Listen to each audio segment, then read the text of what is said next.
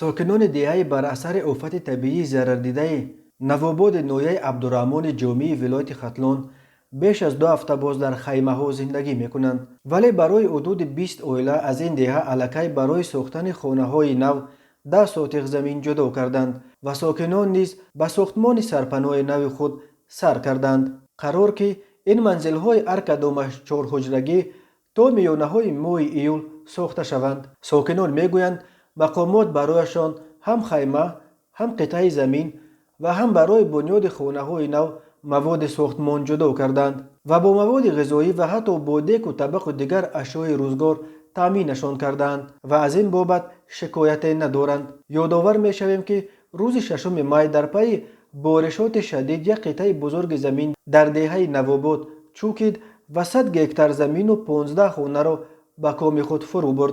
انوشیروان عارفوف خبرنگار نستیاش وریمیا که از دهه نوآباد دیدند و با ساکنان ضرر دیده صحبت کرده است میگوید خانه ها نه یک باره بلکه به تدریج زیر خاک فرو رفتند و ساکنان توانستند چاروا و یک قسم اموال خود را بیرون بکشند. روزانه مردان عائله های ضرر دیده مشغول ساختن خانه های نوشان می باشند. شیر عالموف یکی از آنها میگوید که اهل عائله‌اش حالا در خیمه زندگی دارند.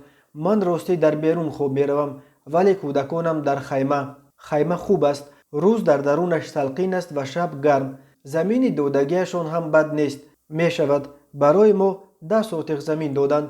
نرزگل وایدووا رئیس جماعت دوستی میگوید البته تهیه شرایط شاهانه امکان ندارد ولی مقامات تمام کوشش را کردند تا که ساکنان ضرر دیده خواری نکشند. ما مردم را نه فقط با 3 وقت غذای گرم و ظرف تامین کردیم بلکه با لباس، گاز و آب نیز تامین کردیم. همچنین ما می توانیم توسط طبیبان نوبتدار 24 ساعت در شبانه روز به ساکنان کمک طبی برسانیم. ما به اینجا خط برقم آوردیم. به حساب بانک جهانی از سال 1992 به این طرف آفت‌های طبیعی به تاجیکستان تقریباً 2 میلیارد دلار ضرر رسانیدند.